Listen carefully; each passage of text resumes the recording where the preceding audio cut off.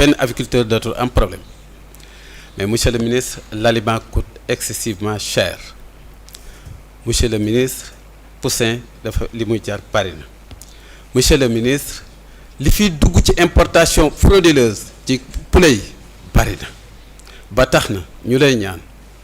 ak sa naataangoo yi nga xam ne moom nga ne yoral ci gouvernement bi ñi nga xam ne ñi le mën nga ci peser ce poids ba aliment bi ñu wàññi ko ndax pour vous dire presque mën nañu defe ni la moitié fi mu nekk ni suñu gaawul ñoo ngi dem ndax mënatuñu ay bor topp na leen metti na kon nag liñ ñu ngi yaakaar bu baax ci sa jëmm ci ak lii la yàlla ak lii la yàlla teg te mu diis loolu ñu lay ñaanal pour yàlla oyofal la ko ndax yaakaar gi moo ci rëy di la wax itam ñi nga xam ne ñi le ñooy indi poulet yi nga xam ne mi ngi dugg si ci biir dëkk bi te muy poulet importé yoo xam ni dañ ko fi dugal te teguwul ci yoon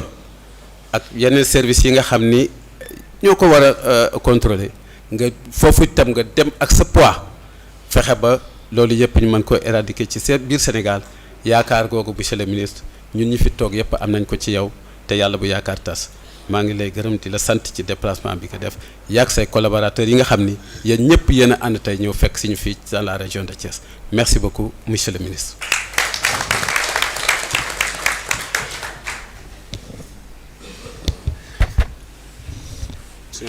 asalaamaaleykum wa rahmatullah bon damay commencer discours bi peut-être en français mais dinaa ko tënk après ci wolof.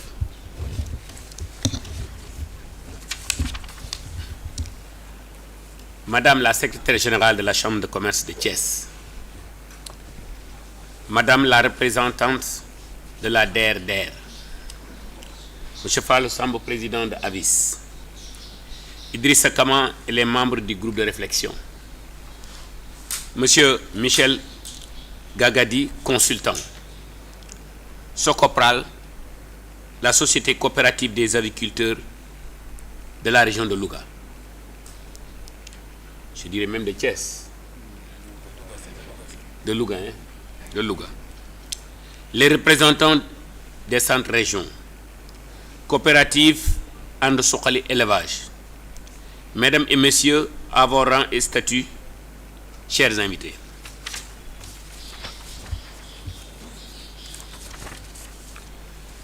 Vous ne pouvez pas imaginer le plaisir que j'ai ici d'être parmi vous. Et c'est pour moi un honneur et un réel plaisir de présider cette cérémonie d'officialisation de la création de la société coopérative des agriculteurs du Sénégal. Bien même avant que je sois ministre, j'ai toujours rappelé en direct comme indirectement l'importance de vous regrouper en coopérative. li wolof yi di wax naan lu benn man ñaar ko ko dàq.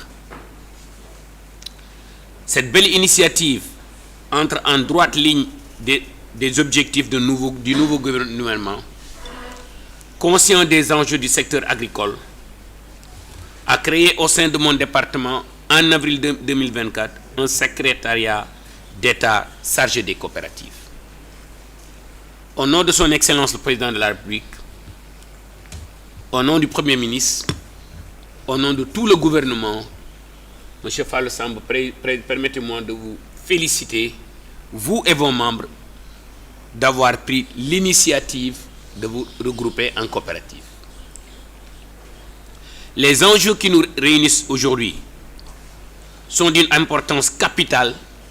pour l'ensemble des petits éleveurs, des moyens éleveurs, des grands exploitants de la filière avicole. Vous savez pourquoi être là était une obligation pour moi? Je n'avais pas le choix. Je ne souhaiterais pas que les gens,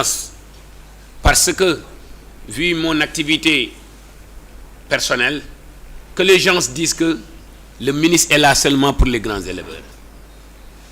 Je me donne ma ferme volonté de vous écouter, de vous accompagner, de marcher avec vous, d'affronter les problèmes avec vous dans la plus grande détermination. Ça, Monsieur le Président, je vous donne mon engagement personnel.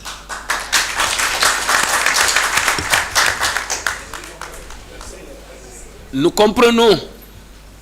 qu'aujourd'hui, peut-être il y a, je dis bien peut-être, parce que vu à chaque fois qu'on m'a demandé ou quand on m'a montré qu'il y a des importations frauduleuses de cuisses de poulet, la même seconde que je reçois les informations, la même seconde que je saisis la douane. La même seconde, je saisis aussi les collègues du ministère du Commerce. Rassurez-vous que le gouvernement en a fait une priorité absolue. Le coût élevé de la provende peut-être mérite réflexion. Et ce que je m'engage à convoquer dans les plus brefs délais les provendiers, les producteurs, le gouvernement, les producteurs de maïs autour d'une table dans l'objectif de voir comment solutionner ce problème, qui peut être complexe. Mais j'ai l'intime conviction qu'ensemble, on peut trouver une solution. Dëkk bi ñun ñoo koy defar ñun ñi ko seq ñun ñoo koy defar te njortu naa ne suñ ci àndee ñun ñëpp kiy bay mboq mi ki koy transporter provendier bi yéen ñu koy jënd ñun gouvernement suñ ci àndee ak sama collègue ministère du commerce ak douane bi njortu naa ne pexe mën na am. La vente frauduleuse des produits agricoles interdits à l'importation semble avoir une ampleur inégalée ces derniers mois et ça se reflète par le fait que de très fréquemment maintenant, le président Fallou Sam m'interpelle sur ce sujet-là.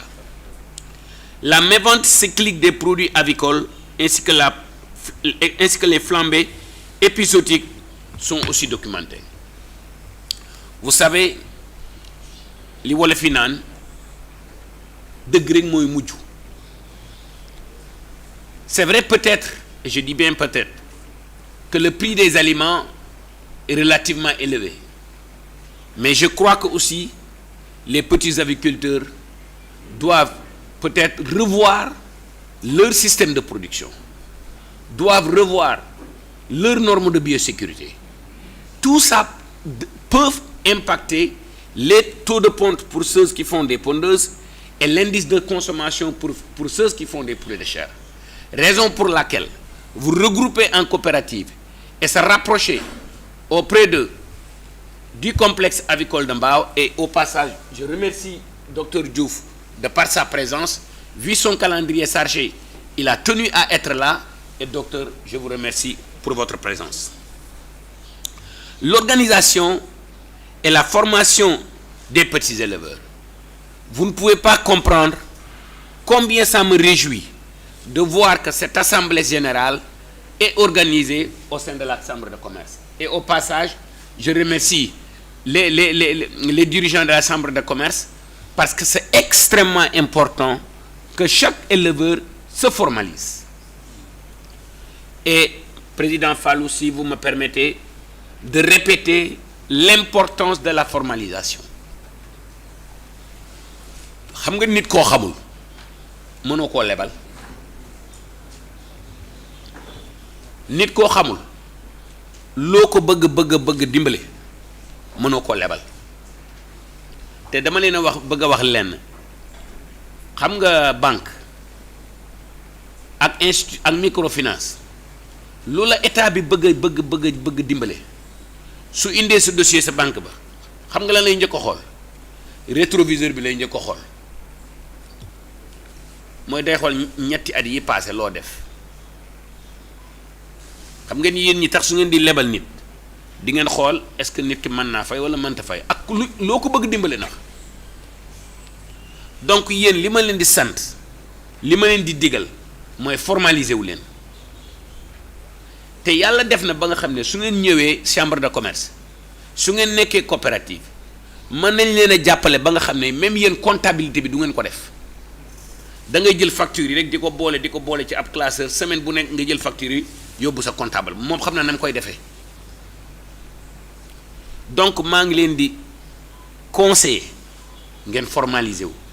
yéen a xam GIE ngeen di def yéen nga xam SARL ngeen di def wala société unipersonnelle ngeen di def après nag ngeen commencé li ñu naan tepp mooy indum xuus ngeen def ndànk-ndànk peut-être 3 ans mën na sa bañ a àgg mais su léegi su ngeen regroupé woo nekk en coopérative su ngeen formalisé woo regroupé wu nekk en coopérative léegi ñun en tant que état mën nañoo indi ay instruments créé nañ FONSTAB créé nañ DER mën nañoo def partenariat ak banque agricole ne banque agricole kat président Fallou ak ay membre am kat peut-être toll nañ foo xam ne mënuñu formaliser mënuñu leen a lebal nii mais peut-être mën nañoo joxe ay garantie 10% 15% 20% yow nga indi li nga am. Troisièmement, et quelque chose de très important, banque bi suy gis banque bi wala institution financière bi wala institution de microfinance bi nga xam ne nii moom moo lay accompagner su gisul xaalis bi ngay liggéey mënu laa lebal te loolu yépp lu ngeen mën a contrôler man damaa jàpp ne nit soo naan dimbale ma yow li nga xam ne nii sa coobare la def ko ba pare xam nga ngeen regroupé wu comme tey ni ngeen def nii lu ma rafetlu la lu man ñetti at ak nii ñu leen koy wax peut-être tey la ko yàlla dogal te li ngeen ciy mébét yàlla nañ ko commencé bismillahi rahmaani rahim eggal ci alhamdulillahi rabbil alamin donc face à tous ces problèmes et ces défis de l'aviculture, le gouvernement et les éleveurs ont chacun un rôle à jouer. ni ngeen waxee gouvernement dimbale ñu ci lii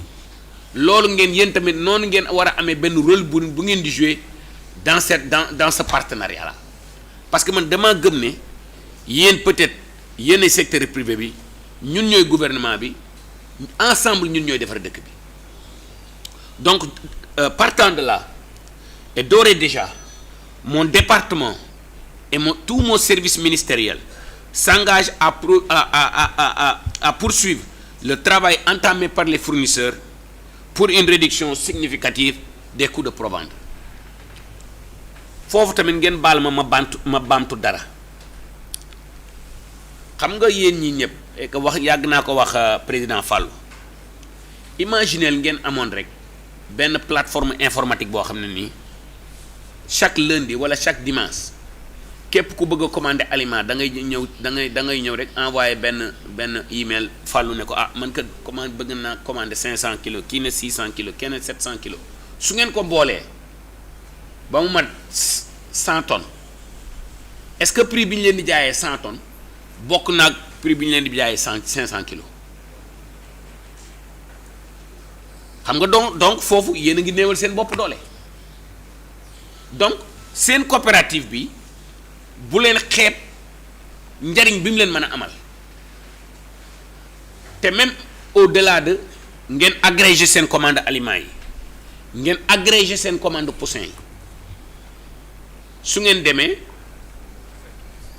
provendiers yi ak couvoir yi dina leen gën a déglu vous avez un pouvoir de négociation vous avez une force mais tey jii force boobu ku nekk day dem ak côté na ngeen ma baal su neexee doo dégg éleveurs yi wax su naqaree nga dégg leen ñu commencé yuuxu loolu mooy li ma gis ñetti at yi passé ba loolu tax na nous devons travailler à instaurer un mécanisme opérationnel de suivi des prix de la qualité impliquant tous les secteurs dama waxoon président Fallou ne ko tey jii avis li ma gisagum ci groupe bi peut-être man ngeen 1000 su ko nekk di cotiser 1000 francs par mois 1 million la avec 1 million man ngeen see tester qualité aliment bi man ngeen see tester qualité poussin yi nga xam ne chaque semaine président Fallou day yabal nit ne ko demal poulailler ba jëlal ma fa benn poussin demal poulailler ba ngeen jëlal ma fa yenn échantillon aliment yóbbul ma ko ci labo bi yóbbul ma ko université Dakar ñu testeel ma ko nga koy publier chaque semaine su ngeen ko defee benn yoon ñaari yoon du ma ne provendiers yi dañuy dëngal wala dëngaluñ waaye su dee xam nañ ne am na police boo xam ne nii mooy publier résultats yi chaque semaine du ma ne dëngal du am de waaye dana wàññeeku te loolu ci seen contrôle la bokk. xam nga aliment bi seeraay bi yéen a ngi koy gis ci ñaari façon benn bi mooy prix bi beneen bi mooy rendement yi ngeen am ci seen poulailler yi ginaar bu war a loup bu war a net bu war a nen 90% nen 80% loolu te mi ngi lekk te ginaar yi ñoo ngi lekk même quantité bi soo defee sa étude de rentabilité da nga koy gis n'est-ce pas ginaar boo xam ne indice de consommation bi 1,5 la pour 1,6 pour nga mën a gagner xaalis correctement ci poulet de chair yi indice de consommation bi su nekkee 2 da nga koy gis donc comme man yàlla def na ma bokk ci yéen dans le passé gis naa difficulté yi ngeen di jànkoonteel damay toog ba càgg ma ne bi y a de cela quelques mois bi ñu nee nañu jaay ginaar yi bord champ prix bi ñaata la woon 2500 bi ñu nee dañuy jaay ginaar yi 2500 bord champ ma ne est-ce que aviculteurs yi ñoo ko wax parce que yéen a jënd seen aliment yéen a jënd seen poussin pour ñu imposer leen ngeen jaay ginaar yi 2500 peut-être dina jafe mais loolu li ko mën a waral su dee yéen def ngeen seeni calcul ngeen def seen indice de consommation su eggee fenn peut-être mën nga ne 2500 yenu na maanaa wala yenuwul maanaa mais li ma leen di digal daal mooy décision yi ngeen di jël na nekk ci ay décisions yoo xam ne nii science moo ko laal parce que léegi agriculture bi fu mu toll science la parce que Allemagne yi bi ñuy créer poulet de chair yi ndax guerre mondiale bi ki yoon na c'était pour nourrir mooy dañu bëggoon créer benn variété benn protéine animale boo xam ne lu ñu gaaw a defar la xam nga ñaari weer nga yar ci ginaar mu nekk 2 kilos et quelque loolu technologie la ak lu ñu mën a wax donc taux de conversion boobu nga xam ne da ngay jox aliment bi da ngay jox ginaar gi aliment mu indil la yàpp taux de conversion boobu lu ngeen war a xool leneen li nga xam ne nii aussi yéen a ngi wax aliment bi cher na poussin yi cher na mais dafa am beneen facteur boo xam ne de temps en temps moom ngeen di négliger qui est aussi un facteur très très très important c'est le taux de mortalité bi ndax li koy indi aliment poussin bu baax ak bu bon mën a ci am aliment bu mu war ni mu warul mën a ci am mais si sama xalaat bu gàtt ak ci expérience bi ma am ak ni ma xamee métier mi biosécurité bi am ci ferme bi dafa am importance di nga bàyyi sa surga mu liggéey ba 17 heures nga bàyyi ko mu dem su demee këram yar na fa ginaar yow yëgoo tinoo 8 heures jot mu ñëwaat la règle de la bande unique xam ngeen ko kooku mun na indi benn feebar boo xam ne sa biir poulailler yow yëgoo tinoo mortalité bi nga am nga ne poussin bi la wala mortalité bi nga ne aliment bi la fekk am na leneen lu ko indi 90% yéen ñii fan ngeen di jaay seen ginaar ci baana yi seen oto yi fépp lay dugg donc formalisation bi en coopérative dafa mën a jur lu baree bari parce que li tax ma ne dafa mën a jur lu baree bari wax naa leen waxu labo bi wax naa leen waxu qualité bi ngeen mën a qualité aliment bi ngeen mën a tester tey jii imagineel ngeen booloo woon yàlla mën naa def ba ngeen am seen usine aliment bopp yàlla mën naa def ba ngeen am seen couvoiru bopp yàlla mën naa def ba ngeen am seen abattoir bu bopp yàlla mën naa def ba ngeen am seen boucherie bopp parce que soo xoolee tey jii kiy yar ginaar bi xam nga Sénégal ni at mi bindoo dafa am ay fête de poulet moo xam weeru koor la moo xam korité la moo xam tamxarit la moo xam gàmmu la moo xam màggal Tuuba la moo xam dañuy jóge Màkka moo xam màggal Kazu Rajab moo xam Noël moo xam 31 décembre donc dama ne ginaar Sénégal kenn mënul téye ñetti weer ginaar te jaayu ko donc organisez-vous donc coopérative bi aussi président dafa war a am ambition yoo xam ne baykat bi éleveur bi mooy jaay ginaaram parce que intermédiaire yooyu yépp nekk dans la chaîne de valeur aussi dafay jël seen xaalis yéen te coopérative bi loolu daf koy indi donc nous travaillons à instaurer un mécanisme opérationnel de suivi des prix et comme ni ma leen ko waxee dinaa convoquer les provendiers convoquer les couvoirs convoquer leen yéen convoquer waa IPAS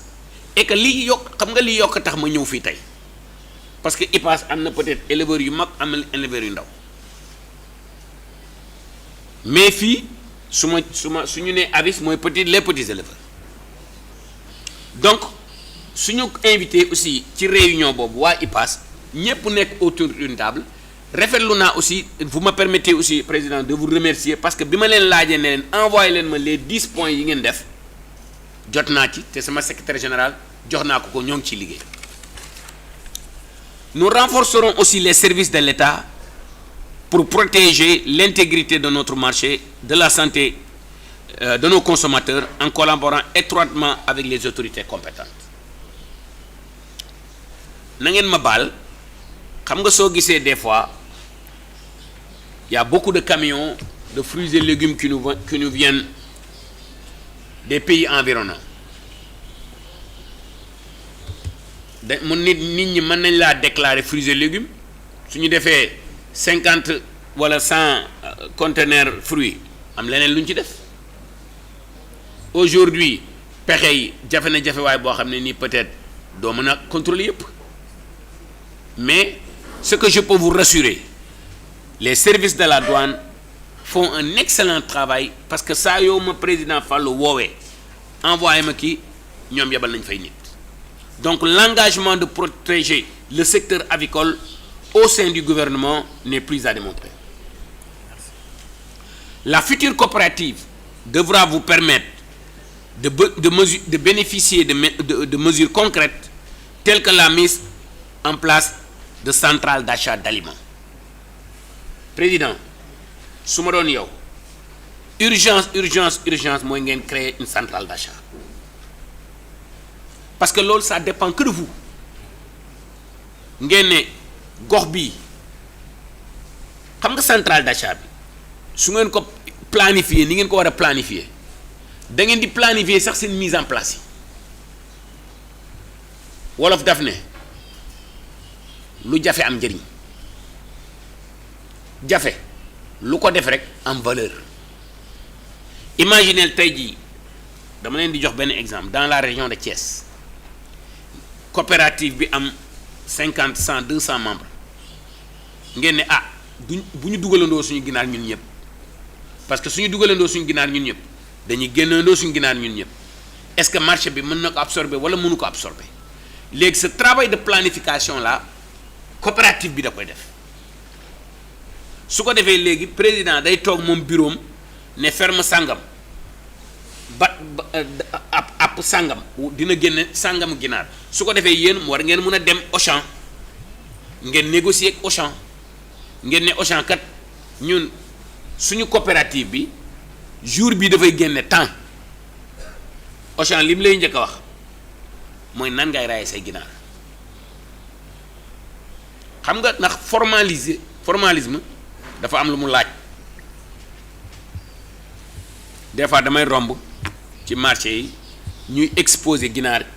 certaines conditions peut-être suñu culture mën naa ñoo may ñu ne c'est pas grave mais une multinationale du ko nangu donc seen formalisme bi aussi président dafay am lu muy àndal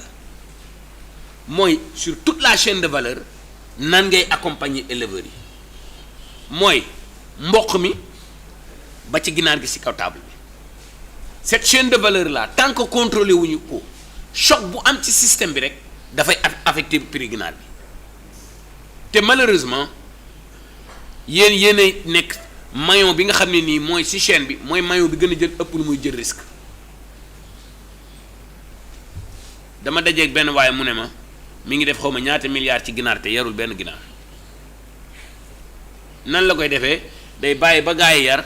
mu jënd fii ne kii loo soxla mu ne pooju ginaar la jël mu dagg pooj bi jox ko mu ne kii loo soxla mu ne blanc laa soxla mu dagg blanc bi jox ko mu ne kii loo soxla aile bi mu dagg aile bi jox ko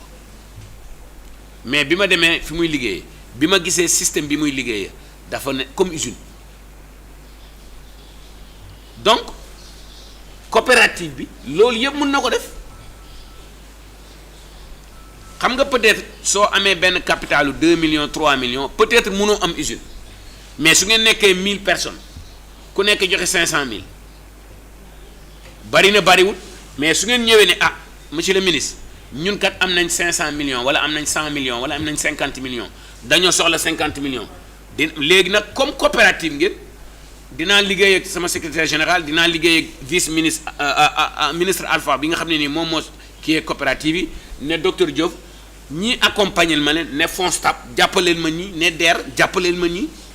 loolu moo gën a yomb que nga gis benn nit mu am benn 2000 ginaaram ñëw ne la DER lebal ma na ngeen ma baal ci comparaison bi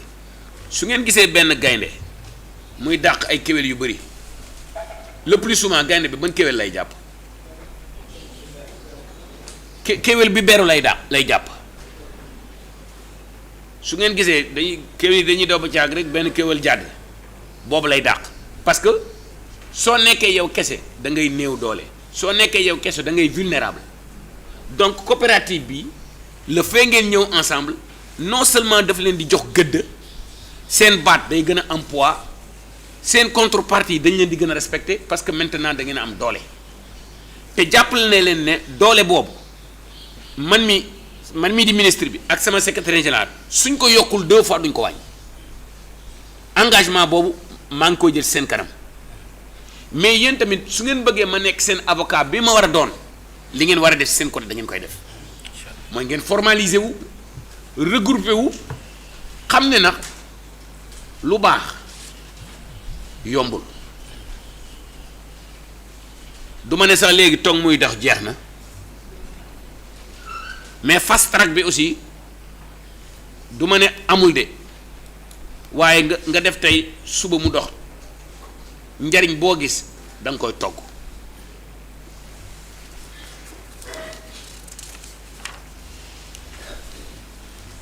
l'une des clés pour réduire le coût des proventes est de grouper vos achats te loolu ci yéen rek la dépendre tey ji ngeen regrouper seen commande yi moo xam commande poussin la moo xam commande aliment la moo xam ba ci vaccin yi tey jii nga woo benn groupe vétérinaire ne leen suñu membres yi nii lañ lii mooy plan de vaccination bi defal ñu prix en gros prix détail bokkul donc yooyu yëpp astuce la pour wàññi vos charges opérationnelles tant que vous ne réduisez pas vos charges opérationnelles vous allez toujours dire que le poussin est cher vous allez toujours dire que l'aliment est cher vous allez toujours dire que les vaccins sont chers enfin je souligne l'importance de développer un partenariat avec les produits locaux et en particulier les producteurs de maïs xam nga des fois man maa ngi ñibbisi booru juillet 2019 décembre 2019 laa dugg ci affaire aviculture te li yàlla di def man ak président mi ñeenti at yi passé defe naa du ñu toog ñaari semaine te waxuñu te tey laa ko mos a gis non docteur Diouf mi du ñu toog du ma ne sax du ñu toog ñetti fan te waxuñu ñeenti at yi passé tey laa ko door a gis donc loolu moo lay wan ne aussi léegi technologie bi toll na foo xam ne yéen mën ngeen a nekk ci ferme bi ngeen nekk di joxlante ak seen membre coopérative bi en temps réel loolu c'est très très très très important. Maintenant vous avez la chance, je dis bien la chance, d'avoir le centre avicole de Mbao. Vous avez la chance au Sénégal, les meilleurs experts avicoles de l'Afrique de l'Ouest se trouvent en Afrique, se trouvent au Sénégal. tey jii soo nee affaire repro Afrique de l'Ouest ba Afrique de l'Ouest det kàngam yi soo nee docteur Gana Pen ne docteur Diémé bu Sédiment ne docteur Faye bu Cipra ñetti tur yooyu foo ko wax ne docteur Diouf c'est El Hadj Diouf non Makhtar Diouf ñeenti tur yooyu foo ko wax ne docteur Sall bu Avivel juróomi tur yooyu foo ko wax ci aviculture Afrique de l'Ouest ñu ne ay kàngam lañ chance boobu su ko yàlla defalee Sénégal chance boobu su leen ko yàlla defalee mooy opportunité yi da ngeen ko war a saisir. na ngeen ma baal man bi may dugg ci aviculture xaw ma ci ginaar dara ci ñooñu laa appuyé wu te li ñu naan borom xam-xam boo gis dafay yéwén yàlla suñu borom baax na mbaaxaay goo xam ne borom xam-xam boo gis mu nekk kàngam sax xam-xam ba xam-xam boobu da ko yéene doomu aadama yi docteur Gana Ben docteur Diémé docteur Faye bu Cipra docteur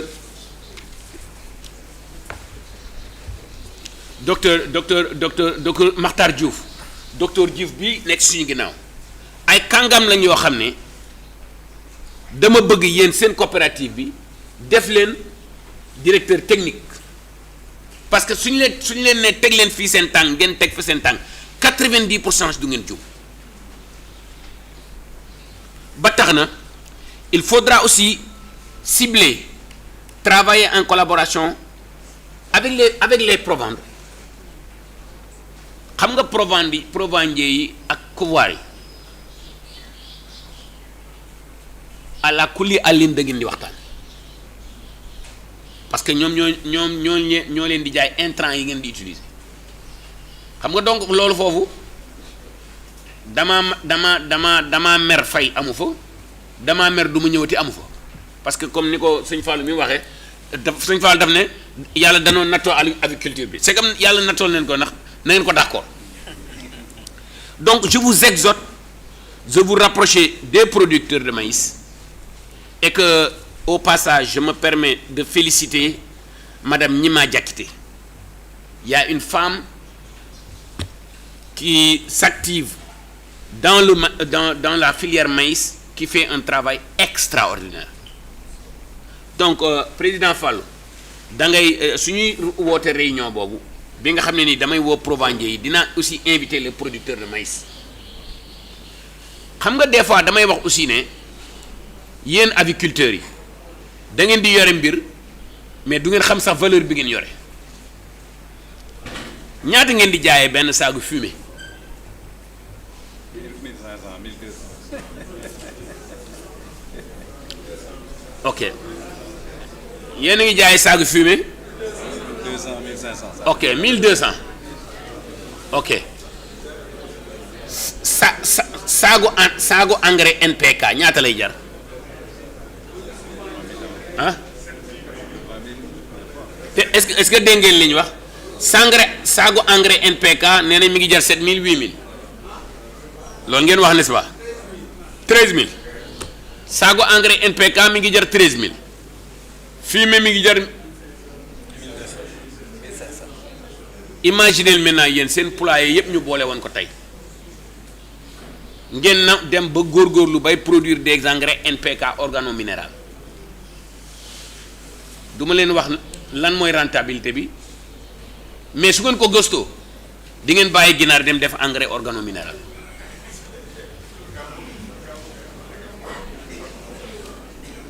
donc loolu yëpp moo lay wan ne la coopérative bii ngeen di gis valeur ajoutée bi mu mën a indi si li ngeen di def ba nga xam ne nii tey ji da ngeen di rey seen ginaar ba mu pare lii may wax na ngeen ko déglu bu baax a baax a baax da ngeen rey seen ginaar ba mu pare am na ñoo xam ne ñoom ñooy reyal seen bopp dem suqil seen bopp 25% déchets yi fu mu jëm da ngeen koy sànni non da ngeen koy sànni tey jii y a le principe de l'économie circulaire 25% boobu imaginez tey jii seen coopérative bi dajale ko pour ma xaymaal leen ni muy demee su ngeen defee 10 000 ginaar par semaine wala 10 000 ginaar par jour tey jii suñu jëlee coopérative bi war ngeen a mën a génne parce que vous représentez 80% de la production annuelle du pays qui se situe entre peut-être 52 millions et 60 millions de poulets l'année donc 60 millions de poulets l'année mooy presque 1 million de poulets la ñuy joxe par semaine à peu près yéen su ngeen di def 80% yi def leen calcul bi donc vous yéen da ngeen a nekk benn force boo xam ne yéen sax xamu leen force bi ngeen nekk y a pas une seule usine de valorisation de déchets des produits avicoles au Sénégal peut-être c'est une opportunité pour la coopérative te damay wax souvent ma ne Sénégal man ça fait 27 ans je vis pas ici mais bi ma fi dellusee xam la laa remarqué te wax naa ko Sëñ Fallou mi ba ñuy door dama ko Sëñ Fallou dinaa dugg ci filière bi mais lépp lu nit ñi di def du ma ko def damay def leneen su nit ñi di def di 5000 ginaar wala 20 000 ginaar ma def 30 000 ginaar su ñuy def 30 000 ginaar ma def 35 000 ginaar tey rëccu ma ko te dama leen di digal lenn balaa ngeen di yar seen ginaar xam leen ku ngeen koy jaay balaa ngeen di yar nen def nen xam leen ki ngeen koy jaay te loolu coopérative bi moo koy indi parce que coopérative bi soo demee Auchan wala nga ne monsieur le ministre kat ñun kat suñu coopérative pare na dañoo bëgg nga yóbbu ñu Auchan xam nga ministre bi su la yóbboo Auchan ak yow nga demal sa Auchan bopp du nekk benn te je m'engage su ngeen regroupé woo nekk formalisé wu ni ngeen formalisé wu fu ngeen ne ma jógal ma jóg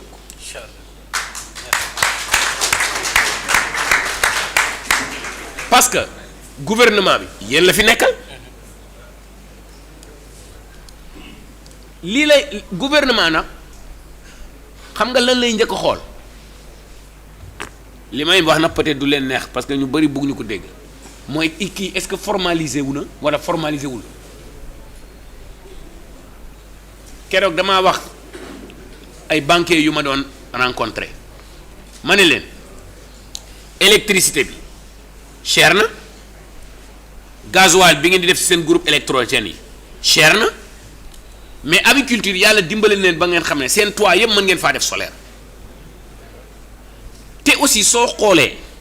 instant bi ngeen di ëpp lu ngeen di utiliser courant ci bëccëg bi la donc su ngeen installation solaire ci seen poulailler yi dafay réduire presque de 30% la facture d'électricité maintenant imaginez tey jii li tax yéen ngeen di wax ne aliment bi cher na poussin yi cher na parce que ñaari intrants yooyu rek ngeen di xool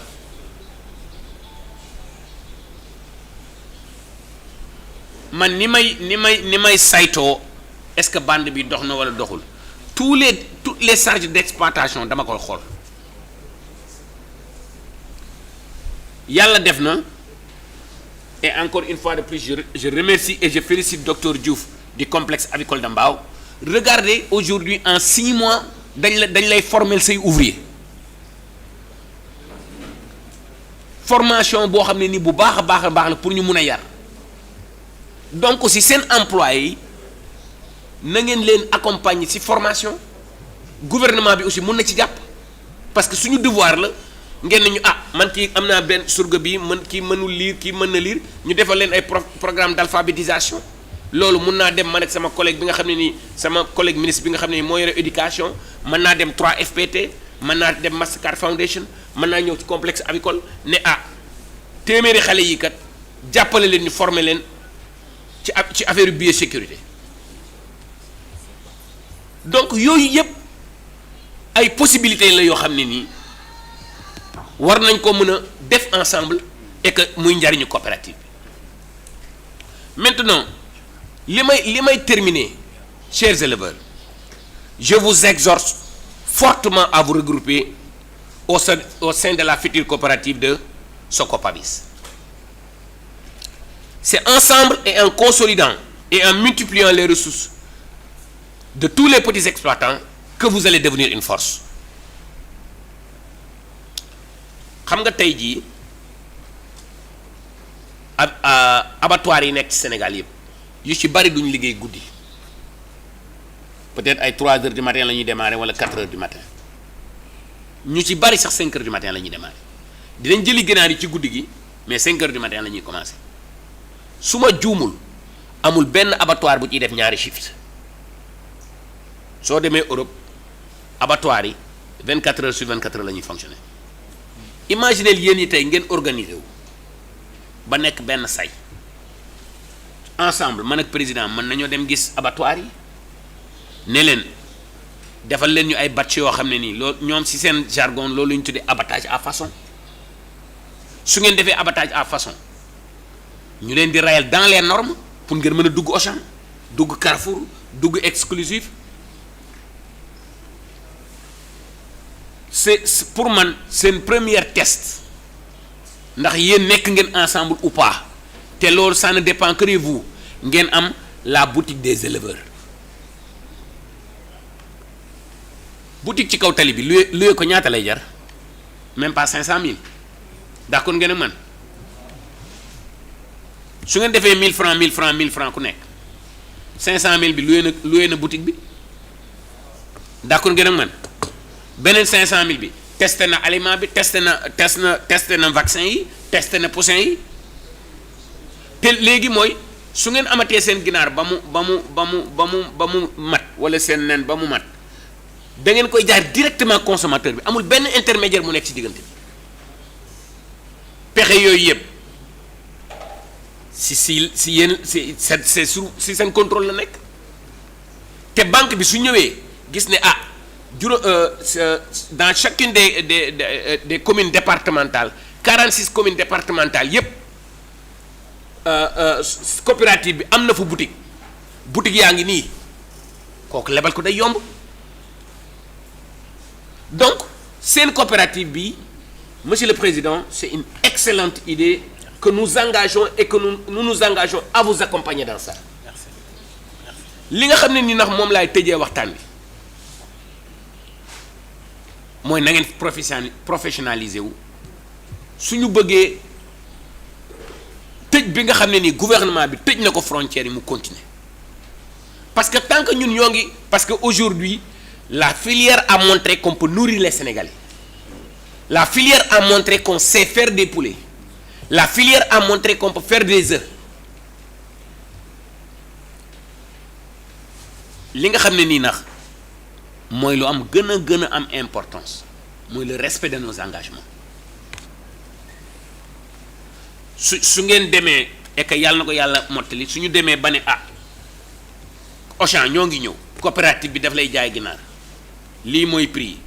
lii mooy engagement yi Korité su jotee nu sama ñi sant Fall nu ñuy def dañuy dem gis na ginaar 5000 lay jar ñu dem jaay ginaar 5000 daal di yàq contrat ba. Donc filière bi coopérative bi daf koy professionnaliser te sëñ Fallou mi gis na suñu mbokk américains yeeg ñoo ngi fëgg ci bunt bi rek mais pour gouvernement bi mën a am doole résister bunt boobu mooy yéen da ngeen war a professionnaliser wu professionnalisation moom mooy caabi ji nga gi mën a tëj frontière yi li nga xam ne nii nag le centre de référence au métier de l'aviculture de Diamniadio boobu bëgg naa ñu tijji ko nu mu gën a gaawee c'est ouvert et que li ñu nar a def dama war a dem man ak EG dañu war a dem Mauritanie ak Mali mais su ma ñibbisee incha allah dinaa ñëw ñu def loolu ñu taxaw ci c'est ouvert mais dinaa ñëw mag gisal ko sama bopp lenn daal laay engagé wu fii jàpp leen ne au nom de son excellence le président de la République au nom du premier ministre au nom de tous les gouvernements ñoo ngi leen di gërëm di leen sant di leen féliciter parce que yéen yéenay dundal Sénégalais te dinañ leen jàppale ba ngeen xam ne jàppale nañ leen maintenant organisation nag la laaj organisation la laaj on vous a demandé les 10 points on va travailler sur les 10 points mais aussi dama bëgg par exemple ñu def benn plan benn stratégie quinquennale 2024-2029 ñu xam fi ñu jëm parce que soo amul ay objectifs coopérative bi dafa war a am ay objectifs ngeen ne année bii lii la ñuy def année bii lii la ñuy def année bii lii la ñuy def année bii lii la ñuy def anglais yi dañoo wax ne what get measured get delivered mu ne lépp loo xam ne nii sas nga ko sa bopp ba pare di ko saytu di ko natt yàlla mën naa def nga àgg ca mais su dee da ngay def rek su naaj wi tàngee nga jël nga upp su naaj wi tàngul nga bàyyi loolu du stratégie te li ma xamagum si yéen akus néew su neen déggee su neen di dox doo dégg kenn su prix ginaar neexee doo dégg kenn su affaire bi marché bi commencé changer nga commencé dégg nii maintenant léegi nag sama mbokku aviculture yu jigéen yi lay waxal le fait que ma ñëw gis si jigéen ñu ay jigéen ci biir salle bi dama ko rafetlu lool rafetlu naa lool yéen nax néew ma bu leen ànd ak góor ñi mais yéen tamit mën ngeen a def groupe si biir groupe parce que tey jii soo nekkee jigéen nga ne damay ut dara ak léegi les normes d'équité ni mu nekkee am ngeen chance pour yeneen jigéen jàppale leen na ngeen bàyyi xel ci loolu président Fallou nax dama lay sas mbir présidence avis du Dakar Thiès président avis du Dakar Thiès Louga Saint-Louis Touba saa yu ma nit ne maa ngi Matam damay jënd si ginaar Dakar ma ne mais y a quelque chose qui ne va pas les SIPA de Matam dañuy defar maïs pourquoi ñun ñu war a defar ginaar fii war ñu war a defaral aliment fii yóbbu ko Matam su ñu bëggee lutter contre la pauvreté rurale su ñu bëggee jàppale les 525 communes rurales il faut que ñu dans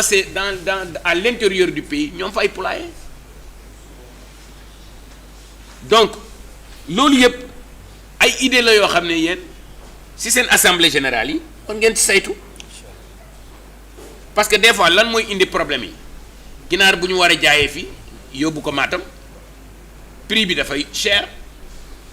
après mu perturber marché bi donc daal seen lii ngeen nga xam ne yéen a ngi koy door yàlla na ngeen ko commencé bisimilahi rahmaani rahim eggal ci alhamdulilahi rabbil alamin te jàpp ne gouvernement bi seen partenaire la dinañu fexe aussi waxtaan boobu EG nañu def nu mu ko gën a gaawee ñu inviter les provendiers inviter les couvoirs inviter les vétérinaires yi def vaccin yi inviter tous les parties prenantes y compris même la douane su ko defee léegi yéen tamit balaa ngeen di ñëw foofu ngeen préparer seen feuille de route quinquennale ngeen ne ah yéen kat gouvernement yéen peut-être mandat 5 ans ngeen am mais ñun tamit suñu programme 5 ans mi ngi nii su ko defee ñu waxtaan ba juboo am benn feuille de route juróom benn weer yu nekk ñu daje saytu li nga xam ne nii moo passé noonu la ñuy peut-être noonu la ñuy corriger kii xam nga saa su dee juróom benn weer yu nekk dinañ daje ah néew ma dama lay nax mais su ma la naxee benn yoon su ma 6 mois bu kii bi dinaa xoolaat li ma lay wax donc te rafetlu naa ne ñun ñi ñëpp mébét bu baax lañ ci am te yàlla ko yàlla sotti donc jërëjëf. Merci.